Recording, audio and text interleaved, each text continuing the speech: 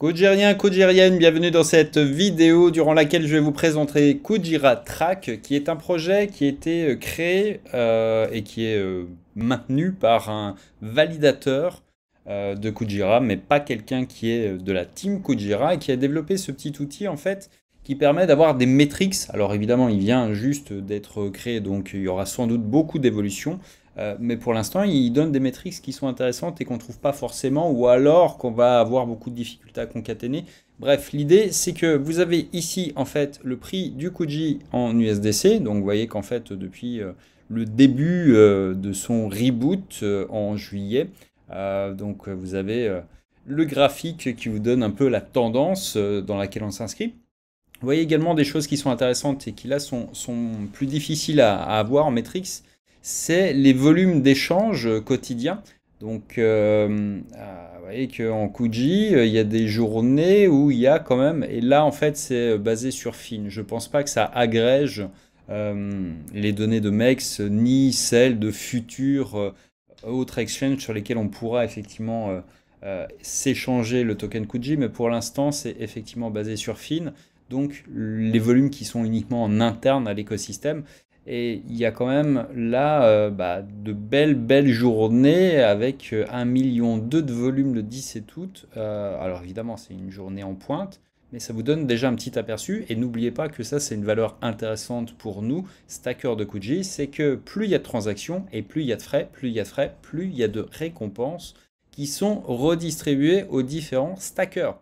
D'ailleurs, on voit ici le nombre de transactions. Alors ça, je pense que ça doit être en cumulé. Ouais, ça doit être en cumulé. Là, on a le prix à l'instant T, le nombre de tokens qui sont stackés, donc les gens qui sont éligibles en fait à ce fameux partage de revenus.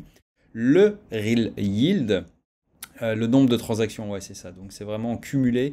On voit qu'en fait, voilà, on est vraiment sur bon, le cumulé, ça ne peut qu'aller vers le haut hein, en même temps. Donc, mais ceci étant, ça vous donne un petit peu la vitesse de progression.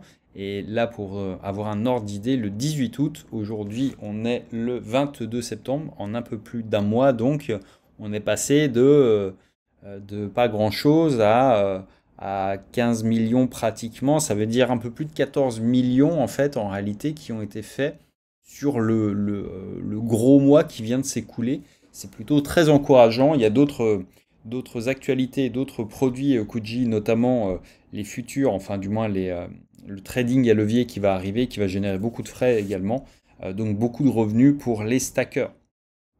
Là, on a les volumes d'échange de Kuji en USK, puisque là aussi, ça vient juste d'être lancé. On est sur quoi? Sur une petite dizaine de jours, en fait. Donc évidemment, l'USK, pour l'instant, il est limité. Il faut le minter.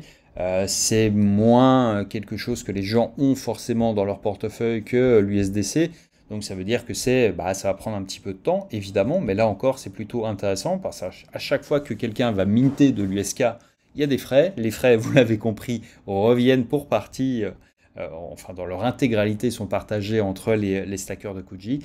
Pareil quand on emprunte. Bref, tout ça, ça fait partie des données qui sont intéressantes pour avoir un petit aperçu de comment en fait les revenus vont évoluer.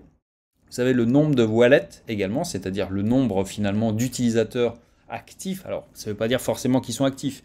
Mais aujourd'hui, on est en plein marché qui est quand même très morne. Je pense qu'aujourd'hui, on est vraiment sur des gens qui sont plutôt des utilisateurs actifs parce qu'il n'y en reste pas beaucoup, mais que cette progression est intéressante. Encore une fois, on voit que ça progresse et c'est bien parce que plus d'utilisateurs, ça veut dire plus d'échanges, plus de transactions, plus de transactions, plus de frais, plus de revenus.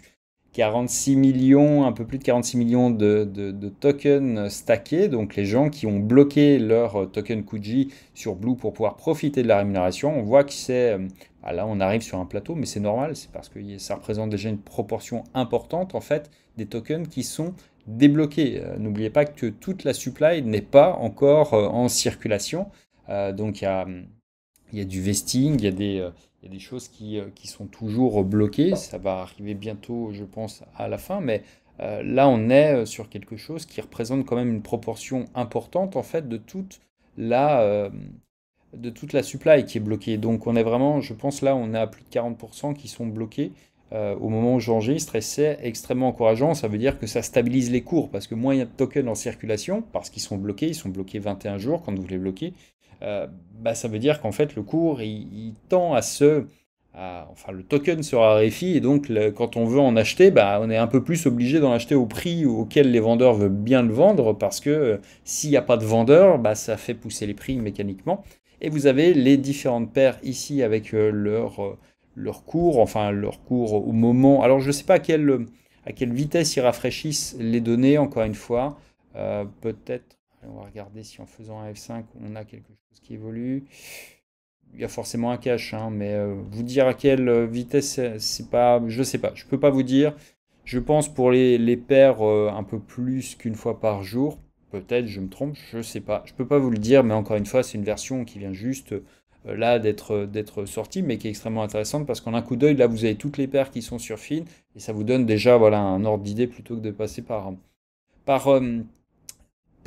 l'exchange. Bref, voilà pour cette vidéo, voilà pour cet outil. Moi, je le trouve extrêmement intéressant, encore une fois, parce que ça permet de regarder ça, de concaténer des métriques dans le long terme et de regarder un petit peu ce qui se passe et comment ça évolue. À mon sens, ça évolue bien. Encore une fois, ça n'est pas un conseil d'investissement, évidemment, c'est juste quelque chose que je vous partage. Et puis, encore une fois, parce que c'est quelqu'un de la communauté qui l'a développé. Je trouve ça toujours assez magique, en fait, dans cette communauté, qui a beaucoup de bienveillance, beaucoup de bonne volonté, beaucoup de gens qui sont décider à faire des choses et puis à pousser. Bref, un bel écosystème. Donc, si cette vidéo vous intéresse, n'hésitez pas à lâcher un petit like, un commentaire, à vous abonner à la chaîne puisqu'on est sur un rythme effréné. On va essayer de tenir la cadence que nous impose l'équipe Kujira et puis surtout toute la progression de l'écosystème parce qu'encore une fois, comme tout le reste, ça va s'accélérer. C'est-à-dire que pour l'instant, je suis encore un peu en retard, mais je pense que je ne vais pas manquer de sujets de vidéo dans la mesure où là, dans les prochaines semaines, on va avoir les premiers projets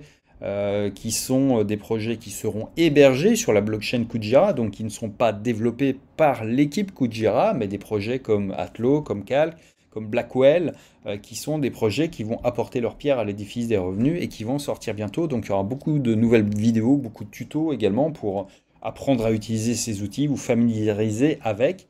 Et voilà pour ce que j'avais à vous dire aujourd'hui. À très vite.